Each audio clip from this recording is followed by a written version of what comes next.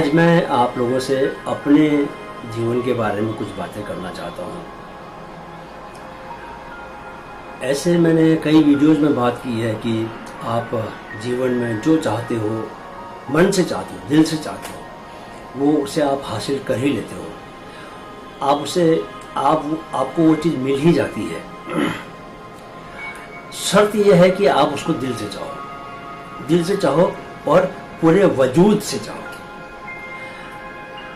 मैं अपने बारे में ये बताना चाहता हूँ कि मैंने एक बहुत छोटे शहर पिथौरागढ़ नाम का एक शहर है उत्तराखंड में, वहाँ रह के मैंने अपनी पढ़ाई की।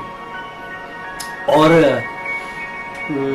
उस इलाके में उत्तराखंड के जो लोग हैं, ख़ासकर मेरे समय में इतने करियर को लेके इतने एवेन्यूज़ नहीं थे, और हमारे लिए अपने में यही बहुत बड़ी बात थी कि हम फ़ौज में अफसर बन जाएं।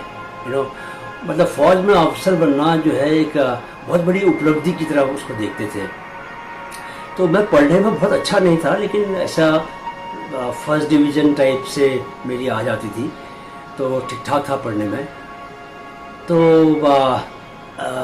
जब मैं 12th में था तो उन दिनों पर 11th-12th के टाइम बहुत जीवन में बहुत कन्फ्यूजन था। मुझे लगता था कि क्या करूं जीवन में।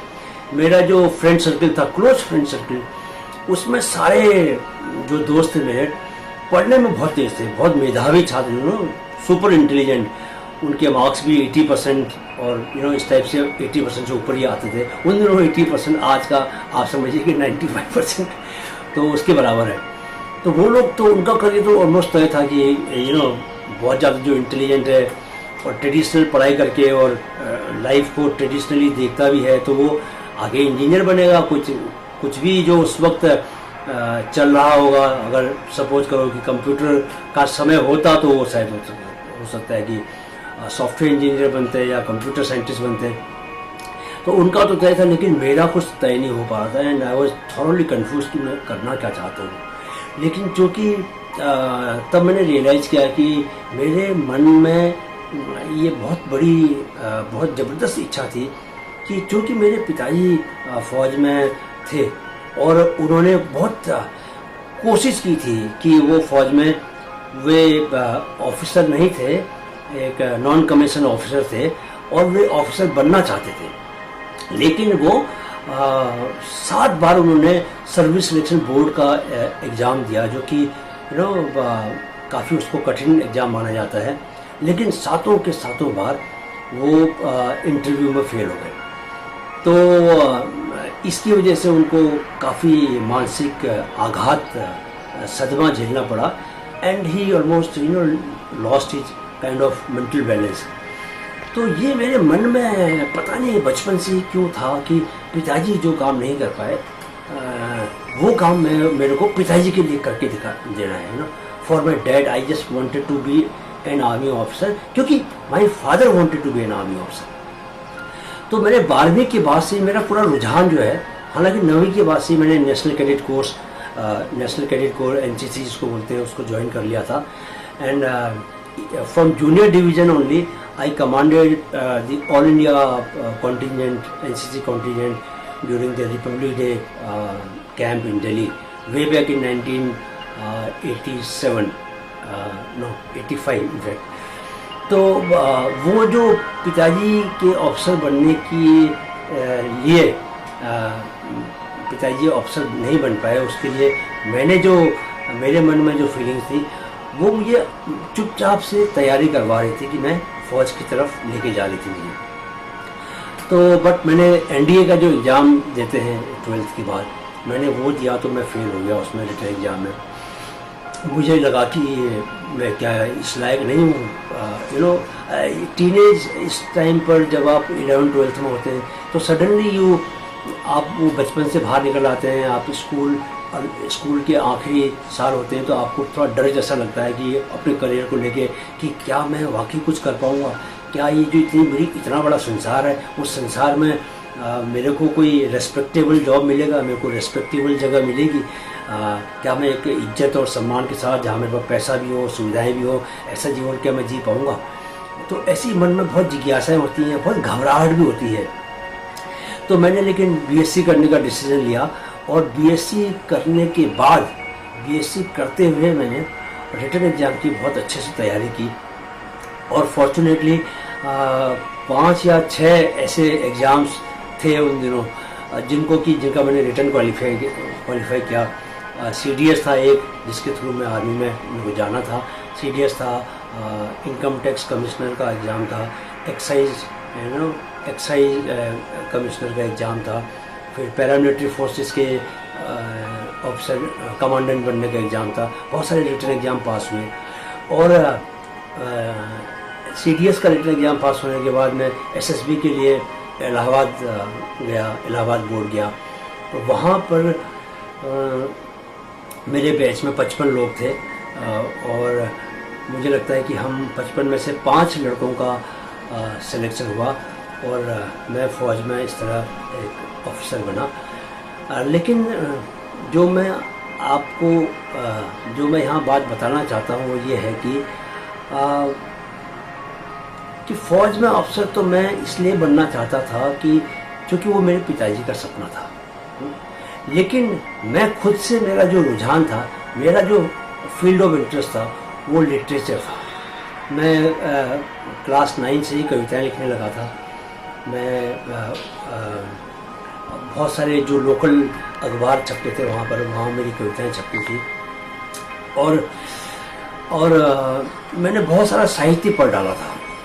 और चूँकि मैं उन दिनों एक शहर के उस ज़िले में एक पत्रकार हैं जो आज भी बहुत अच्छा काम कर रहे हैं, बद्री दत्त कसनियाल।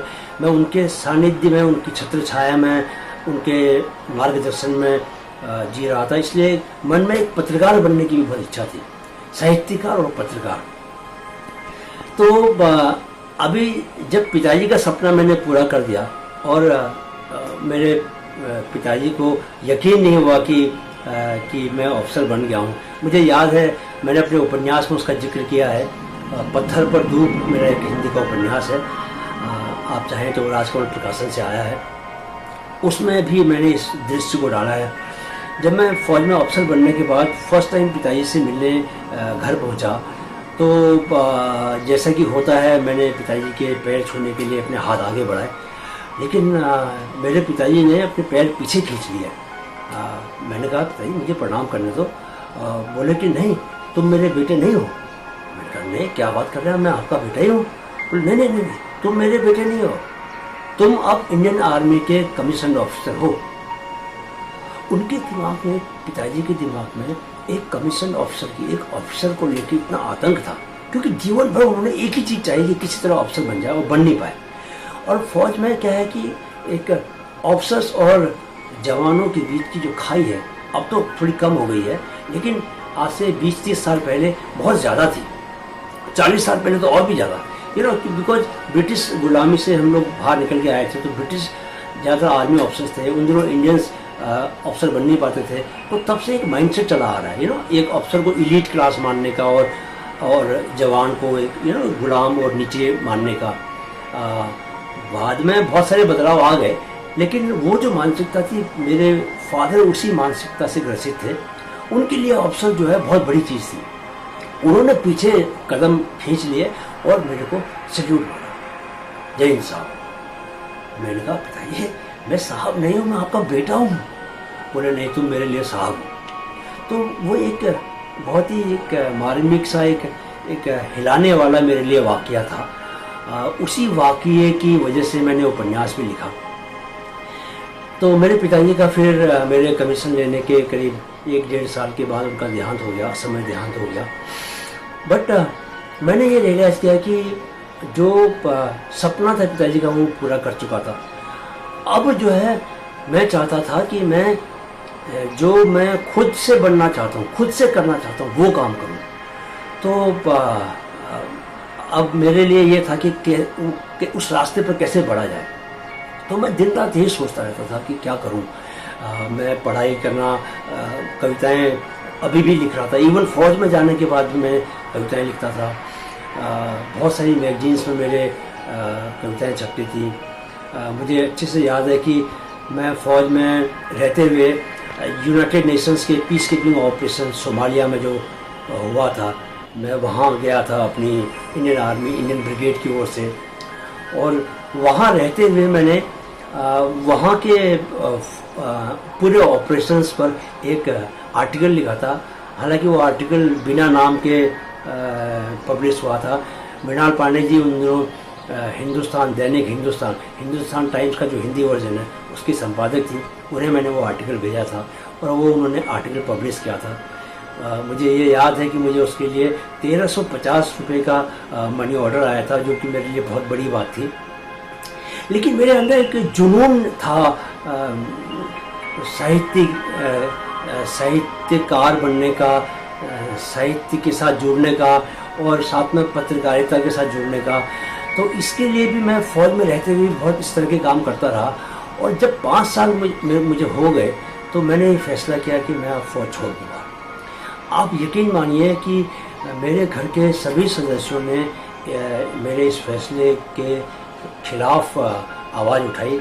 खासकर मेरी माँ इसके बहुत खिलाफ थी, क्योंकि उत्तराखंड में उन दिनों हमारा परिवार जिस पृष्ठभूमि से बाहर निकला था, एक आर्मी का अफसर बनना बहुत बड़ी बात थी। और उस नौकरी को छोड़ने के बारे में कोई सपने में भी सोच नहीं सकता था, क्योंकि हमारे लिए जीवन की बुनियादी सुविधाओं को जुटाना, बुनियादी रूप से उस गरीबी से बाहर निकल के आना, वो एक बहुत बड़ा मकसद था जीवन का तब।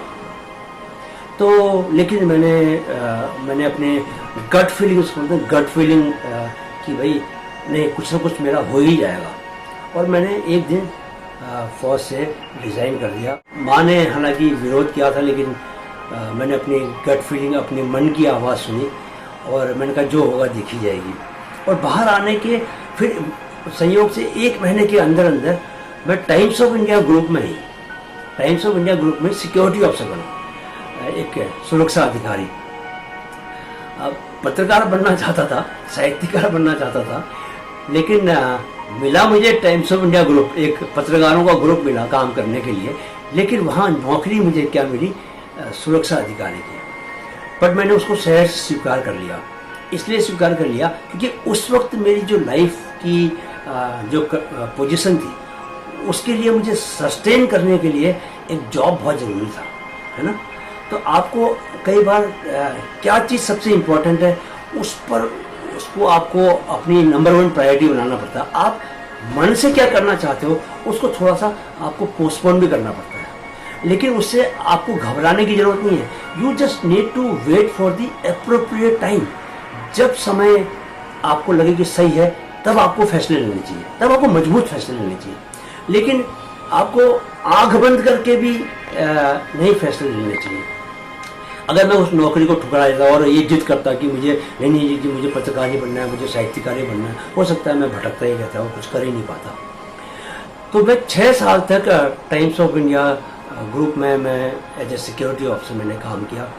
लेकिन इस दौरान मैंने इतना साहित्य पढ़ा और इतना लिखा कि एक बार जब नवभारत टाइम्स में एक वैकेंसी आई, 2 लोगों की वैकेंसी आई, तो मैंने जो फाइल लेके गया था अपनी, उसमें पर्याप्त संख्या में ऐसे पब्लिश्ड आर्टिकल्स थे जिनको देखकर जो सिलेक्शन पैनल बैठा हुआ था मेरे सामने, उसने ये फैसला किया कि he is going to be an asset for the newspaper, क्योंकि इसके पास न सिर्फ भाषा है, इसके पास लिखने का बहुत अच्छा एक्सपीरियंस है और मेरे बहुत वैरायटी और अलग अलग किस्म के मेरे लेख जो है वो अखबारों में छपे थे, चाहे वो राष्ट्रीय सहारा हो, चाहे वो दैनिक हिंदुस्तान हो, इवन नवभारत टाइम्स के लिए भी मैं बहुत सारे व्यंग्य लिखा करता था। कई सारे मेरे व्यंग्य प्रकाशित हुए। तो इस तरह 6 साल के बाद मुझे नवभारत टाइम्स में मुझे एडिटोरियल डिपार्टमेंट में जॉब मिला। लेकिन यहाँ बड़ी बात क्या मैं आपको बताना चाहता हूँ कि आप जो पूरे मन के साथ चाहते हो, कई बार क्या होता है कि चीज़ें आपको लगता है कि सहज तरीके से हो गई, लेकिन उसके पीछे जो फोर्स होता है वो आपके चाहने का होता है।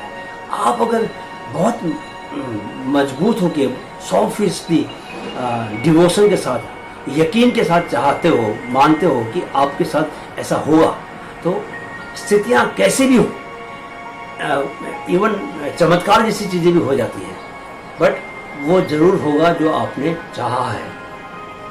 तो मेरे साथ जीवन में न सिर्फ ये घटना कि जहाँ की मैं 6 साल सिक्योरिटी ऑफिसर बने रहने के बाद भी मैं एक पत्रकार बना, बिना किसी पत्रकारिता में फॉर्मल डिग्री के।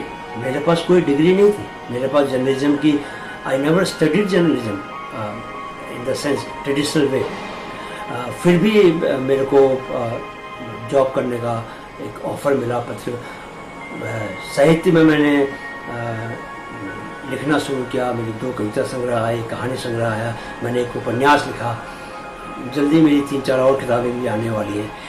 तो मेरा मकसद बताने का ये है कि आप अगर मन से कोई बात चाहते हैं, कोई चीज़ को चाहते हैं, तो बाकी चीज़ें इस तरह से खुलेंगी आपके सामने कि वो जो आपकी चाह है वो किसी न किसी रूप में पूरी ज़रूर होगी। ये मेरा खुद के ऊपर आजमाया हुआ है।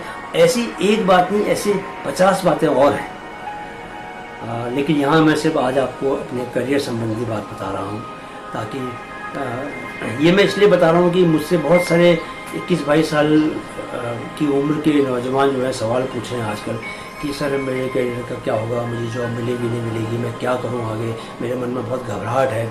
तो मैं उनको ये बताना चाहता हूँ कि घबराइए मत, आप अपनी गट फीलिंग पे जाइए, आप इस पर देखिए आप मन से चाहते क्या हो, पहले डिसाइड कीजिए कि आप चाहते क्या हो।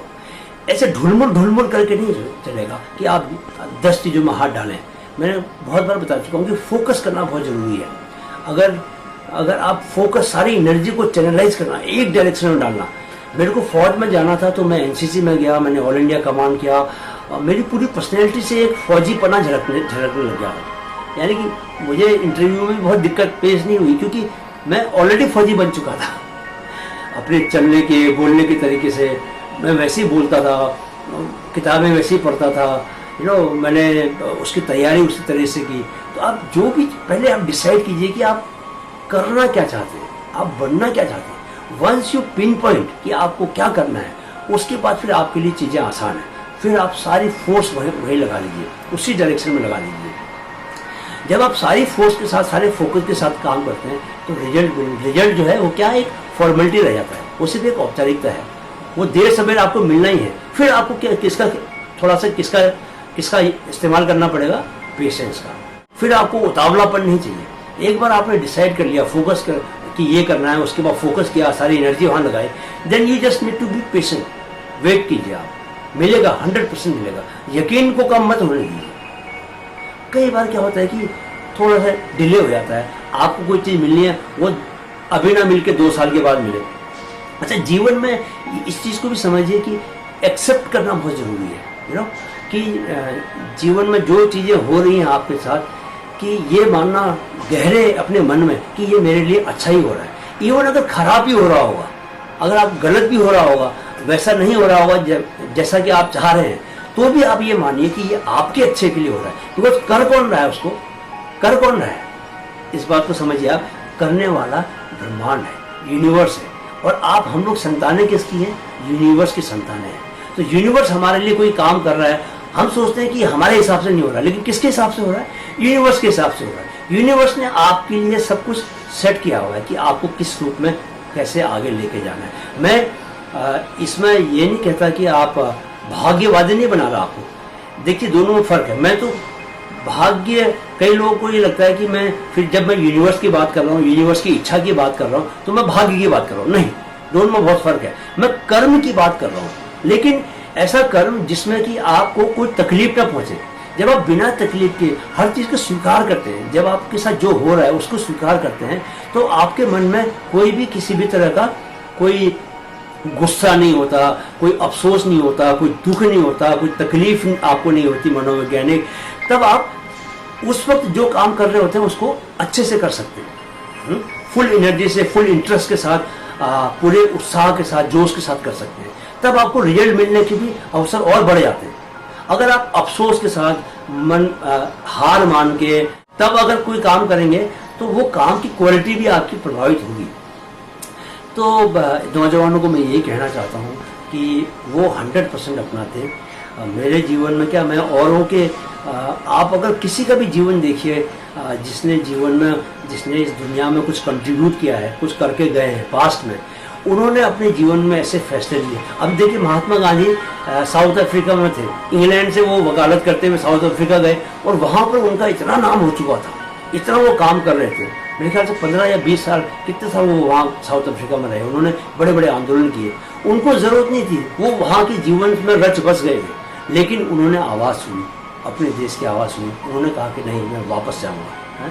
साउथ अफ्रीका से उन दिनों वापस इंडिया आने का फैसला करना पूरे परिवार को लेके बहुत बड़ा फैसला था। कमजोर दिल वाला आदमी नहीं करता, लेकिन उन्होंने अपनी अंतरात्मा की आवाज़ सुनी, अपनी गट।